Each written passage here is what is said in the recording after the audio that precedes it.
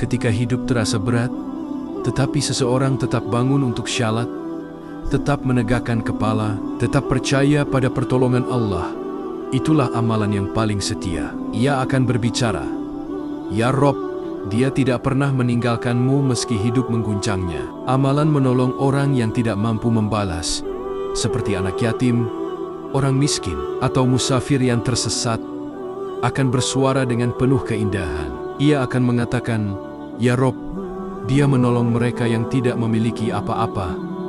Dan Allah menjanjikan, siapa yang memudahkan urusan orang lain, maka Allah akan memudahkan urusannya di dunia dan akhirat. Dan akhirnya, seluruh amalan akan dikumpulkan, lalu masing-masing akan berbicara dengan suara yang tidak dapat kita hentikan. Inilah hari ketika kebenaran terbuka, ketika setiap perbuatan keluar dari tempat persembunyiannya. Di hari itu kita akan menyadari satu hal yang sangat penting, bahwa dunia hanya sementara, namun amalan kita abadi. Maka selama waktu masih berjalan, perbaikilah apa yang kelak menjadi suara hidup kita di hadapan Allah. Di akhir perjalanan panjang ini, kita akhirnya mengerti satu kenyataan penting, bahwa hidup bukan tentang seberapa banyak yang kita miliki, tetapi seberapa banyak yang kita bawa pulang. Bukan tentang seberapa keras kita berbicara di dunia, tetapi seberapa jujur amalan kita berbicara di hadapan Allah. Ketika semua suara manusia padam, ketika semua pembelaan hilang, dan ketika lidah tidak lagi mampu mengeluarkan sepatah kata pun, di sanalah amalan kita berdiri. Mereka tidak berbohong, tidak berpihak, dan tidak pernah keliru dalam bersaksi.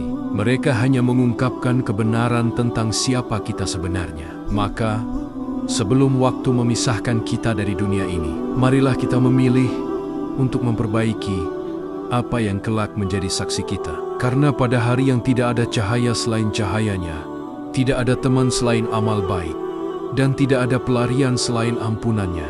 Hanya amalan yang akan menggandeng tangan kita menuju surganya.